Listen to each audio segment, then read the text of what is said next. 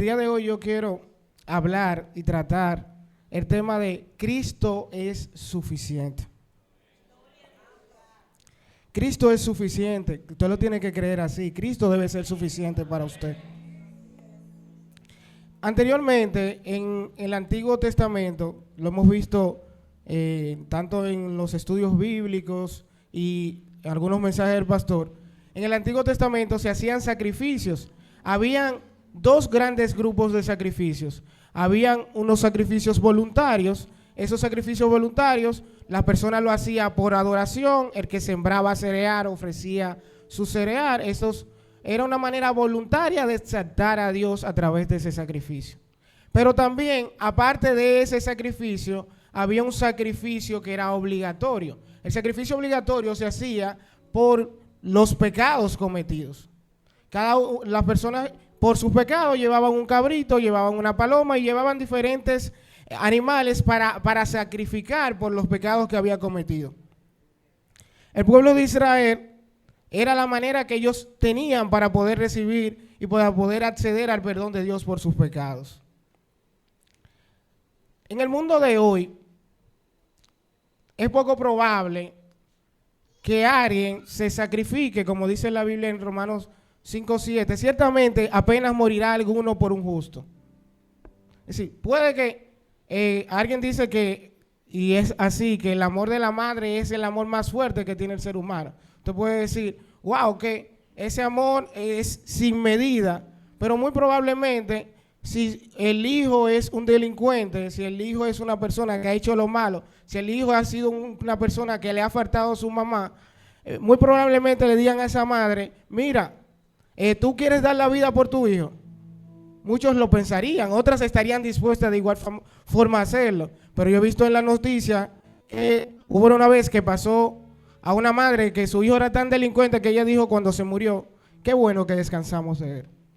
Porque es la humanidad que impera cuando se habla de hacer sacrificios. Si cuando se habla de hacer sacrificios es bien duro morir por alguien bueno. Imagínate si alguien estaba haciendo lo malo, si alguien estaba realizando cosas que eran impropias y no algo con relación a hacer lo bueno delante de Dios. Por eso dice la Biblia, pudiera ser que alguno osara morir por el justo, pero ¿cuántos justos tenemos hoy en día por lo cual nosotros pudiéramos decidir morir por ellos? Tendríamos poco. Y Pablo está tratando de llevar a los lectores del libro de Romanos, haciéndole esta referencia para que ellos pudieran entender qué tanto y qué tan grande era el sacrificio de Dios en la cruz. Sí, porque yo no puedo entender qué tan grande fue el sacrificio si yo no estoy dispuesto a entregar nada. Si a usted le dice, mira, sacrifícate, tienes que dar tu vida por alguien, tú dices, no, espérate, pero ¿y no puede ir alguien más? ¿Y si lo hace otra gente? Sin embargo, el sacrificio de Dios es que no escatimó a su hijo, dice la palabra de Dios, y dice que no se escatimó ser igual a Dios como cosa que aferrarse, para entregar su vida por nosotros en la cruz del Calvario. Pablo, en el capítulo 3, verso 23, trata de llevarnos, porque para nosotros también entender el sacrificio de Dios en la cruz, tenemos que entender de dónde salimos. Porque si usted no sabe de dónde lo sacó de Dios, probablemente usted no pueda ser agradecido. La manera que somos agradecidos de lo bueno que ha sido Dios, de lo mucho que le ha hecho, es cuando sabemos de dónde me sacó Dios. Dónde yo estaba y hacia dónde Él me está llevando y hacia dónde Él me va a llevar. En el capítulo 3, verso 23 dice, por cuanto todos pecaron, están destituidos de la gloria de Dios. Sí, lo primero que hace las escrituras es llevarnos a nuestros pecados, a nuestra humanidad, diciéndote, oye, tú no podías ser salvado. Tú no podrías haberte salvado por tus propios medios. El hecho que yo ore, el hecho que yo busque de Dios, el hecho que yo busque de la palabra, que lea, que haga suficientes cosas, eso aún no me hace bueno delante de Dios. Lo que me hace bueno delante de Dios es su justicia. Es la justicia de Dios en la cruz del Calvario. que Él murió para hacernos justos, para que cuando el Padre nos vea a nosotros, no nos vea a nosotros, sino que vea a su Hijo y su sacrificio en la cruz del Calvario. Y para poder, y hablando de lo bueno, ustedes recuerdan la historia del joven rico en el libro de Mateo. El joven rico era alguien que también se creía bueno. El joven rico le dice a Jesús: Maestro bueno, ¿y qué yo puedo hacer para ganar la vida eterna? Pero usted, si lo lee así, usted dice: wow, pero él dijo algo cierto. Jesús era maestro porque le decían rabí, era considerado un maestro dentro de los judíos, y también era bueno porque era Dios. Sin embargo, Jesús no solo respondía a lo que la gente decía, sino que respondía a lo que la gente estaba pensando. El joven rico no solamente estaba pensando que Jesús era bueno y que era maestro, sino que estaba pensando que él era bueno así como Jesús era bueno. Y eso es lo que hace Jesús, tratar de desmontarnos, como dicen los muchachos, tratar de desmontarnos la película de que somos buenos, de que las cosas que estamos haciendo son buenas y que por eso podemos alcanzar la vida eterna. Y Jesús le dice: ¿por qué tú me llamas bueno si hay uno solo bueno? Hay uno solo bueno, que es Dios. Y como le decía, él en su consagración, cuando Jesús le dice, él le responde, le dice: bueno, tienes que guardar los mandamientos. Mira, para que usted vea que ya Jesús lo conocía. Él le dice: bueno, yo los mandamientos lo he guardado desde mi niñez. Porque él quería consagrarse, congraciarse con Jesús como una manera para poder obtener un intercambio, para poder acceder a la vida eterna a través de sus obras.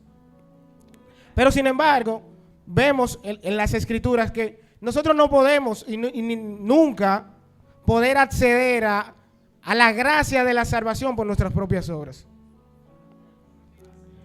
Porque nuestras obras para lo único que nos sirven es hacia el mal. Por eso dice la palabra de Dios que el corazón del hombre era de continuo hacia el mal. Nuestro corazón en sí mismo lo que produce es maldad, produce cosas malas, y a menos que sea el Espíritu Santo en nuestras vidas, quien es que nos da el fruto del Espíritu, no podríamos nosotros lograr o alcanzar la salvación, ni siquiera tener bondad.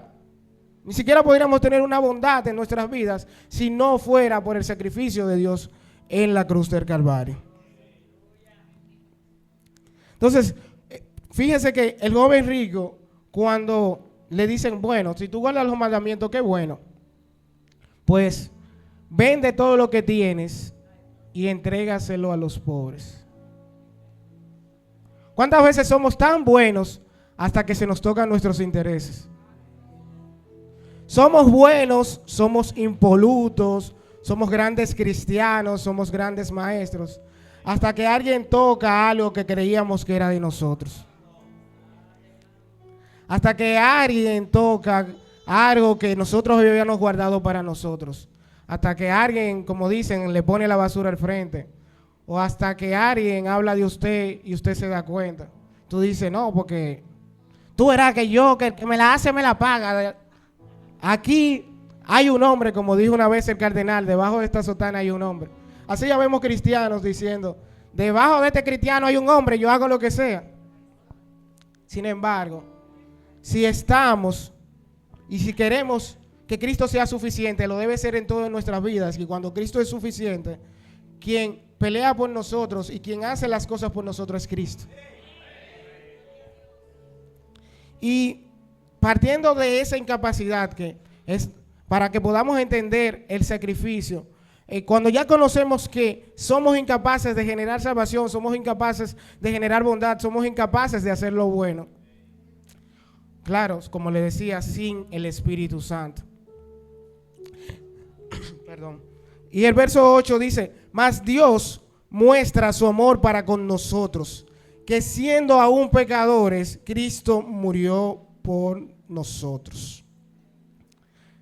Siendo incapaces de nosotros salvarnos, Cristo tuvo que morir por nosotros, a darnos vida y vida en abundancia. Y todo el sacrificio que se hablaba en el Antiguo Testamento, todo ese sacrificio que se había que hacer, de que usted vio cómo desde el origen Caín y Abel hacían sacrificios, diezmaban sus ovejas, llevaban ofrendas de sus animales, lo hizo Job, lo hizo Abraham, todos esos sacrificios fueron cancelados en la cruz del Calvario. Todos esos sacrificios fueron concluidos ahí. Ya nosotros no tenemos que hacer sacrificios de llevar un animal, de hacer cualquier otra cosa. No tenemos que hacer sacrificio ni siquiera de bondad, porque no podemos nosotros hacer más de lo que ya Dios hizo en la cruz del Calvario. Por eso que digo que su Cristo y su sacrificio es suficiente. Pablo, hablándole a los colosenses tenían un problema. Si usted lee la carta, tenían un problema porque ellos estaban dados al gnosticismo. Los colosenses habían decidido buscar cosas adicionales a la cruz del Calvario y a su sacrificio para condicionar el evangelio. Hoy en día, usted se da cuenta que tenemos muchas corrientes así. Hoy en día hay muchas corrientes donde dicen, bueno, está bien, lee la Biblia ahora, sigue la Biblia, pero usa tal o cual elemento. Y tenemos muchos elementos judaizantes que si tienen que hacer tal o cual cosa para adicionar a lo que ya la misma Biblia había condenado.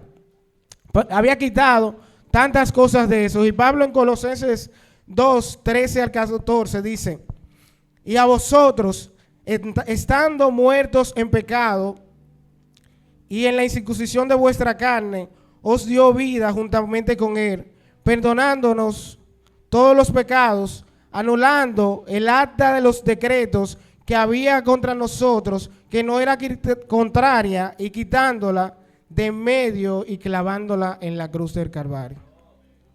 Cristo en la cruz del Calvario nos quitó ese ayo, ese maestro o esa guía que nos llevaba la ley, que además nos llevaba hasta un punto la ley, pero la ley no podía salvarnos en sí mismo. Y Cristo en la cruz del Calvario anuló esa acta de decreto, que era ese conjunto de leyes, de deberes que los judíos tenían que hacer, y aún así, cumpliendo un conjunto de leyes, no podían ser buenos ni hacer lo bueno. Toda la ley, toda la norma y toda la cultura, aún haciendo todas las reglas, aún así no somos buenos. Por eso dice el verso 15, que Jesús exhibió públicamente ante principados y potestades, triunfando sobre ellos en la cruz.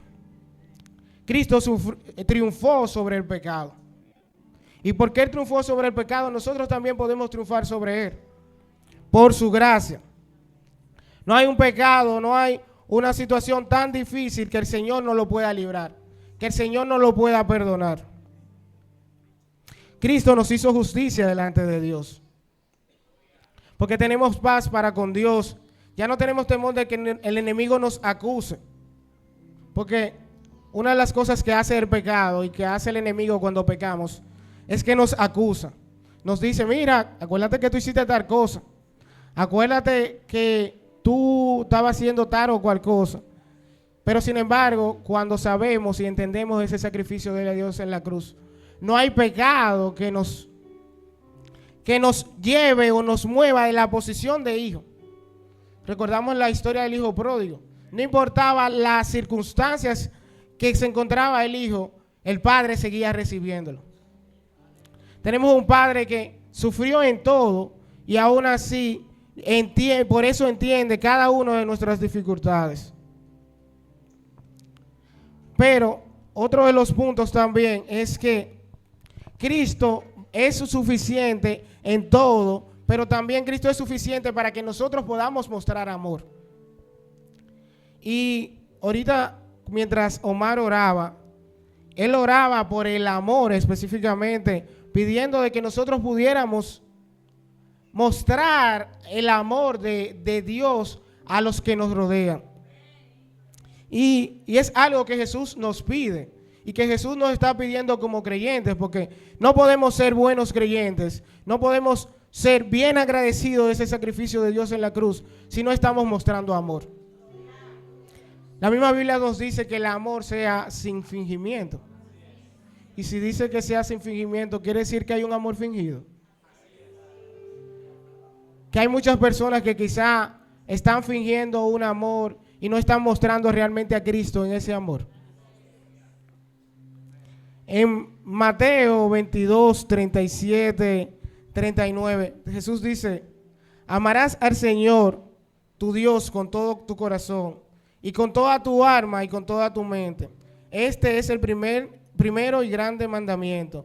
Y el segundo es semejante: amarás a tu prójimo como a ti mismo. Jesús está resumiendo los 10 mandamientos en 2 grandes mandamientos. Amarás a tu Dios sobre todas las cosas. Es decir, no hay una cosa superior, no puede haber en nuestras vidas nada superior a ese amor que le tenemos que tener a Cristo Jesús. El segundo gran mandamiento, que uno depende del otro, porque también la Biblia dice: no podemos amar a Dios que no lo hemos visto si aborrecemos a nuestro prójimo. Es: amarás a tu prójimo como a ti mismo. Es la manera como Jesús resume la ley y como resume los mandamientos. El amor, los griegos usaban 3 tipos de palabras para poder definir el amor. Mientras que en el español, amor para nosotros significa todo. Amo a mi padre, amo a mi esposa, amo a mis hijos, amo a Dios. Es una misma palabra que usamos. Sin embargo, en el griego usaban varios tipos de palabras. Había un amoreros, que es el amor erótico, el amor que se usaba para el amor entre el esposo y la esposa. Había un amor filial, que es el amor de familia, que se utiliza para cuando yo amo a mi mamá, yo amo a mis hijos, yo amo a mis padres, amo a mis amigos. Pero también había un amor que es el amor ágape. El amor ágape es un amor superior, que es el amor sobre la voluntad. Esto es un tipo de amor que pudiéramos decir que es un amor inhumano. Y usted dirá: ¿por qué un amor inhumano si yo es que debo de sentirlo? Bueno, es un amor inhumano porque necesita de Cristo para poder ser efectivo. Porque necesitamos del fruto del Espíritu para que ese amor pueda surgir en nuestras vidas y para poder mostrar amor. La Biblia, cuando habla de amor en el Nuevo Testamento, usa principalmente 2 tipos de amor: el amor filial y el amor ágape. Principalmente más usa el ágape, que lo podemos encontrar en la Biblia alrededor de 120 veces en el Nuevo Testamento.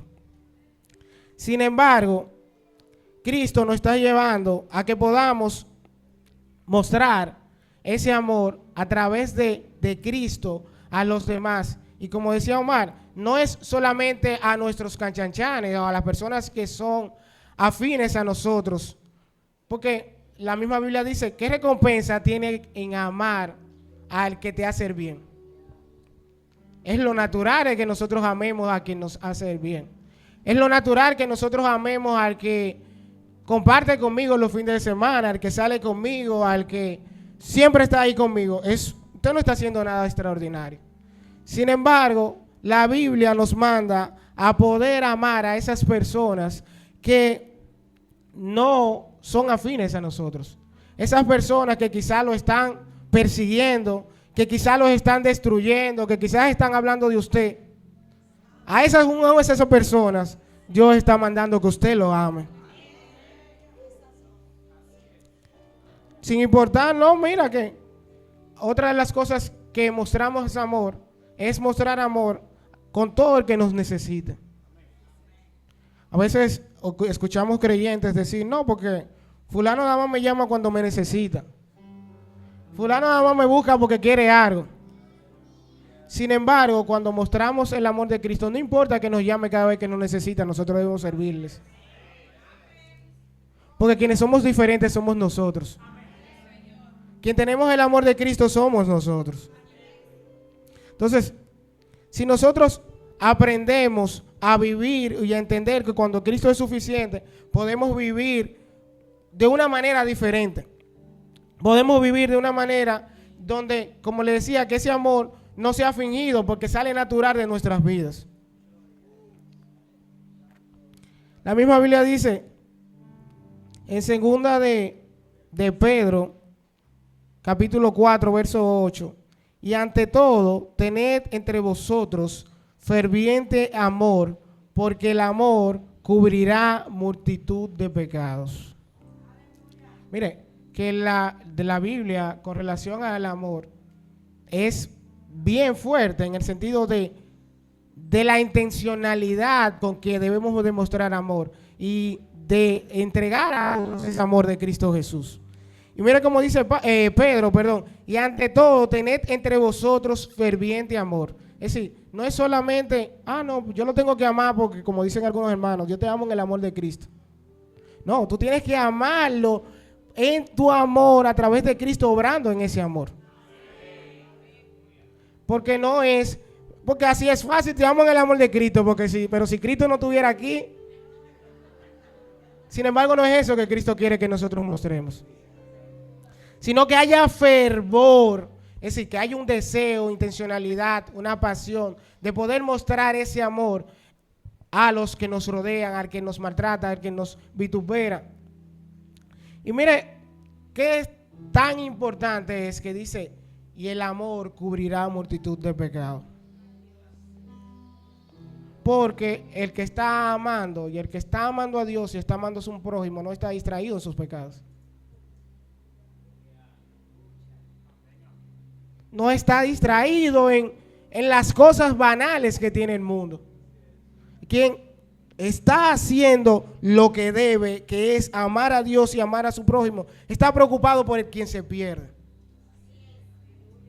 Está preocupado cuando ve que hay personas que aún no conocen de Dios, que hay personas que están haciendo lo malo y necesitan de Cristo. Amar a nuestro prójimo es ponernos en el lugar, en misericordia y decir, wow, ¿de dónde me sacó Dios? ¿Y qué puedo hacer yo para mostrarle a Cristo a esa persona?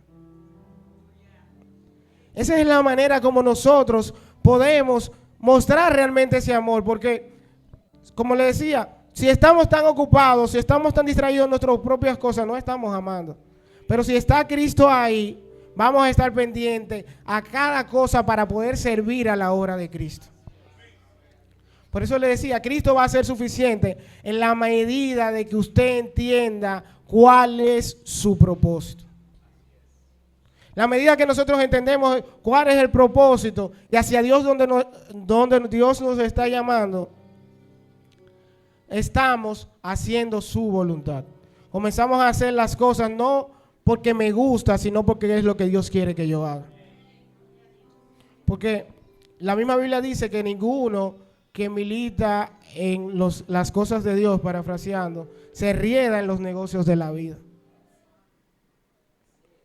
Entonces, si nosotros estamos militando en las cosas del reino, no nos podemos enredar en las cosas de la vida.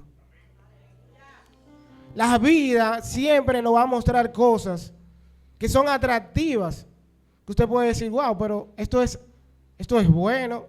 Y Spurgeon tenía una frase que decía, a veces la diferencia no es discernir entre lo bueno y lo malo, sino entre lo bueno y lo casi bueno. Porque lo casi bueno se parece a lo bueno. Si usted compra unos tenis de segunda o de tercera o de cuarta, porque hay de todo tipo, ¿verdad?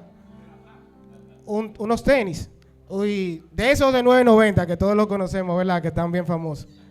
Esos tenis se parecen al original, pero sin embargo no son originales. Y así a veces nosotros estamos actuando como creyentes o fingiendo o enredados en las cosas que no debemos o haciendo cosas que no nos corresponden, como le decía, de las cosas buenas y lo casi bueno, es que se parece. El casi bueno, este tenis hace lo mismo, sin embargo no es igual a un original. El original le va a durar más tiempo. Y si un experto lo ve o alguien que conoce de tenis se va a dar cuenta, no, pero este tenis, ese Nike dice Kine, como algunas veces pasa, ¿verdad? Sí, tiene su cosita porque no puede ser igual. Sin embargo, a veces nosotros, como le decía, es importante no enredarnos, porque si nos enredamos, vamos a quitar esa presencia de Dios, porque cuando el creyente se enreda en las cosas que no es, va a dejar de orar, va a dejar de buscar de Dios, va a dejar de ayunar, va a dejar de hacer silicio, va a dejar de tener una vida consagrada, porque está enredado en las cosas de la vida. Y muchas veces, y ahí recordando una frase de Lutero, que decía que el diablo, el enemigo, que el Señor lo reprenda, también tiene sus milagros. Y usted dirá, ¿cómo el enemigo tiene milagros? Bueno, un creyente que acostumbra a congregarse fielmente cada servicio y de repente encuentra un trabajo superior que le impide ir a la iglesia. Eso puede ser una bendición para algunos, no, porque el Señor sabe que yo necesito ese trabajo. El Señor sabe que yo necesito esos recursos. Pero si usted sabe en qué posición, usted dice, no, pero que esto no puede ser Dios. Dios sabe que yo necesito servirle y hacer su voluntad. Y cuando nosotros entendemos que Cristo es suficiente, hacer la voluntad de Dios para nosotros va a ser el todo. Porque nos va a costar hacer la voluntad de Dios. Nos va a costar estar desempleado. Nos va a costar tener un jefe que quizás nos maltrate. Nos va a costar, si su esposo o esposa no es creyente, tener un marido que no va a modelar a Cristo y usted tener que aguantarlo. Sin embargo, cuando estamos en el propósito y cuando entendemos que debemos hacer el propósito y la voluntad de Dios, estamos dispuestos a hacer todo lo necesario por la causa de Cristo.